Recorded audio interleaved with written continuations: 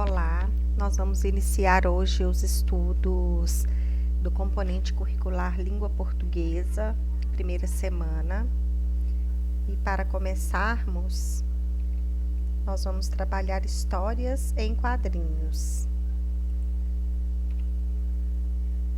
Vocês já leram ou ouviram histórias em quadrinhos? Hoje nós vamos falar um pouquinho sobre esse tipo de texto. Vamos lá?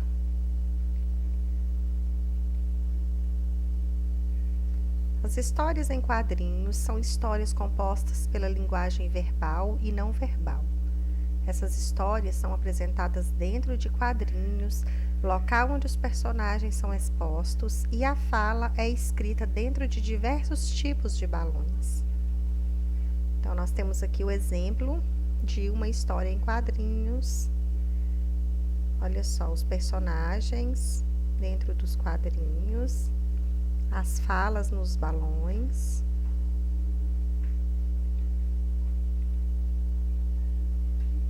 Há também histórias em que não se usa nenhum tipo de balão. A mensagem é transmitida somente através dos desenhos e das expressões faciais. Olha esse exemplo, então, essa história em quadrinhos aqui, ela não tem escrita nos balões, somente desenhos e as expressões faciais. E alguns recursos gráficos, né, que a gente está vendo aqui, mas a gente consegue entender a história observando esses detalhes dos desenhos, das expressões dos personagens. Há também as onomatopeias, que são sons, ruídos reproduzidos por letras e desenhos. E também os recursos gráficos, que em sua maioria são símbolos e sinais que, aplicados aos desenhos, acrescentam-lhes sensações, movimentos, etc. Então, nós temos aqui as onomatopeias, né? Elas representam os sons, os ruídos que possam aparecer nas histórias em quadrinhos.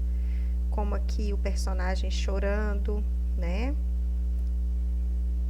O som dele chorando, buar. Esse daqui comendo. Isso aqui representa o barulho que ele fez ao comer, nhaque. Então, essas são as onomatopeias. E também os recursos gráficos, né? Isso daqui também são as onomatopeias. Barulho de coisa quebrando, ó, crás, tiro, batendo em algo, né? Quando tem esse barulho tum, soco, pingo, batendo na madeira ou em uma porta, quando faz o barulho toque-toque, barulho de mola, beijo, rapidez, geralmente quando tem essa onomatopeia aqui, né? Campainha, dindom, chuva, trovões, cabrum. Então, isso daqui são as onomatopeias. Tem as onomatopeias dentro dos balões e as onomatopeias sem balões, fora dos balões.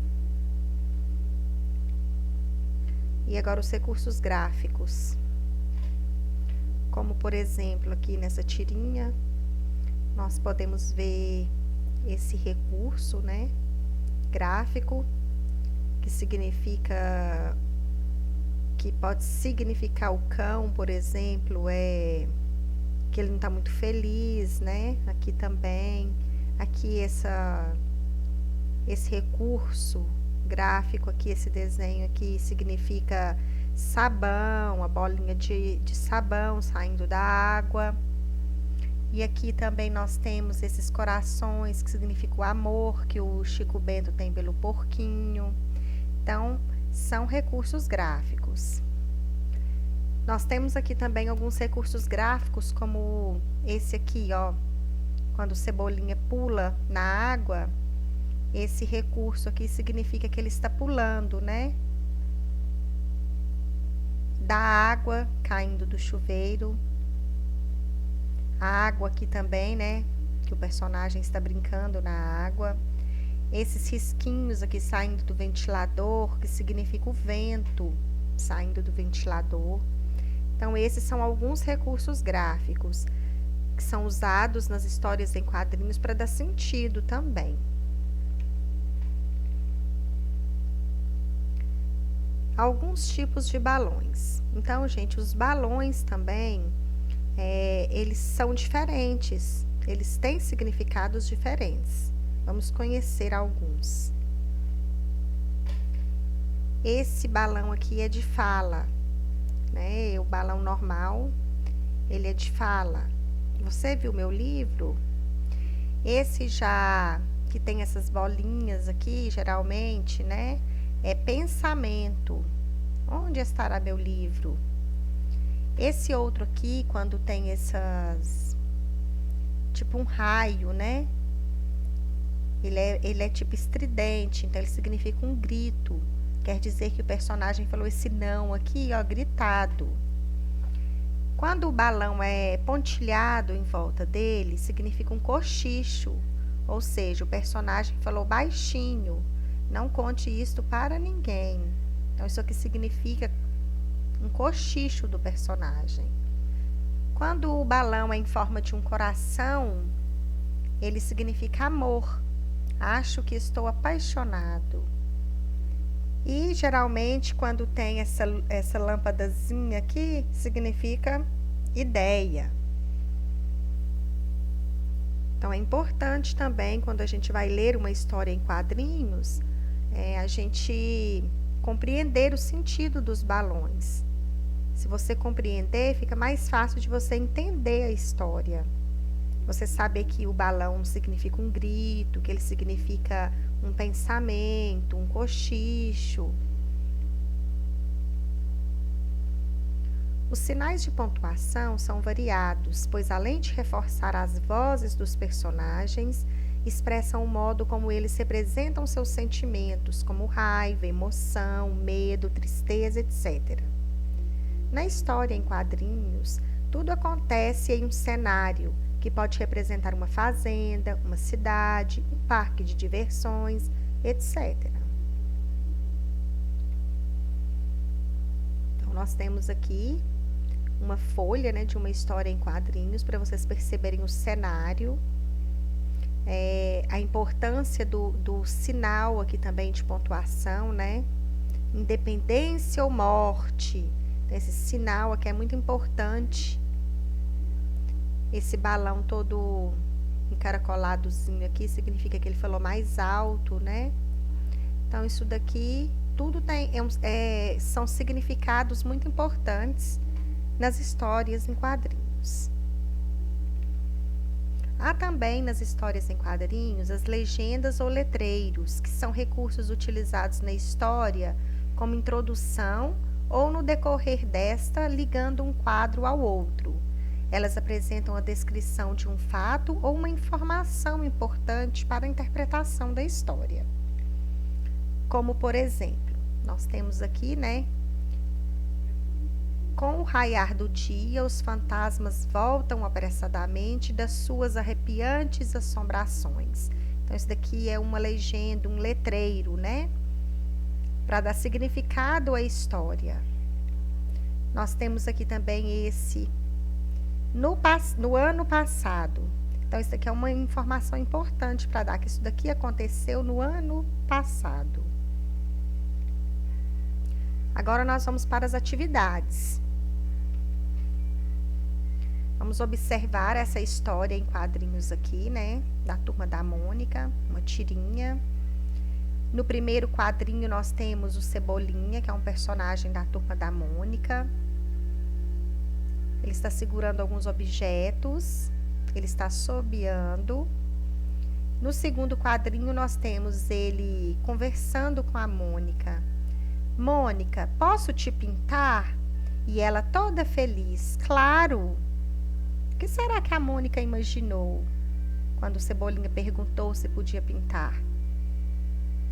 E no último quadrinho, nós temos aqui alguns sinais gráficos, né? Ó, isso aqui significa que ele está assobiando, aqui no primeiro também.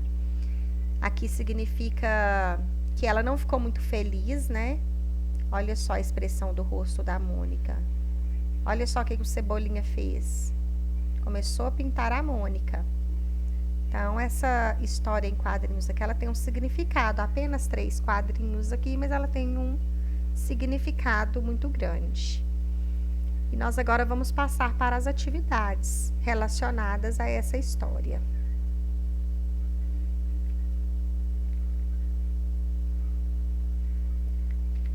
A número 1. A palavra claro no segundo quadrinho significa. Vocês vão voltar lá na história em quadrinhos e olhar o que significa essa palavra claro, lá no contexto da história. O contrário de escuro, o mesmo que escuro, o contrário de pode, ou o mesmo que pode. Quando a Mônica respondeu para ele claro, o que ela quis dizer? Vocês vão marcar a resposta correta. Questão 2. Mônica ficou aborrecida porque entendeu diferente o sentido da palavra pintar, implicou com o assobio do Cebolinha, pensou que o amigo ia pintar o retrato dela ou respondeu apressadamente a pergunta. Por que a Mônica ficou aborrecida lá na história?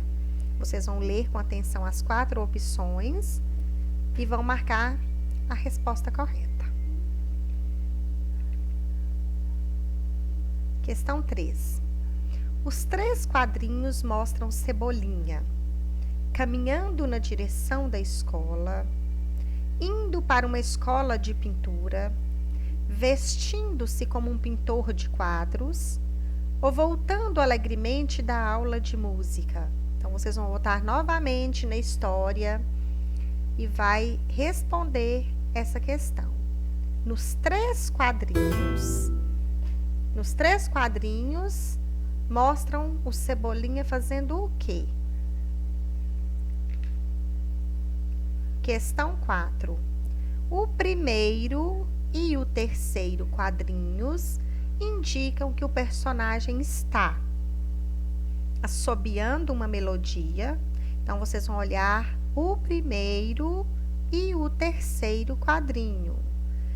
Assobiando uma melodia, pensando na nota da prova, atrasado para a aula de música ou querendo ir embora depressa.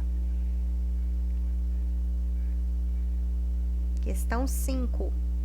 O ponto de interrogação em Mônica, posso te pintar? Indica que Cebolinha está. Então, esse ponto de interrogação aqui nessa frase indica que o Cebolinha está concordando, afirmando, perguntando ou obedecendo. Vocês vão marcar a resposta certa. Questão 6. O texto que você leu é uma fábula, uma receita, uma notícia, uma história em quadrinhos. Questão 7. Este texto é uma história em quadrinhos por quê? Porque ele emprega palavras pouco usadas e difíceis de entender, porque ele ensina a fazer uma pintura, porque ele combina imagens e palavras para contar uma história, ou porque ele repete muitas informações já conhecidas. Por que esse texto é uma história em quadrinhos? Então, vocês vão ler essas opções aqui e vão marcar aquela que é correta. Bom trabalho! Faça suas atividades com atenção e muito capricho. Até a próxima aula.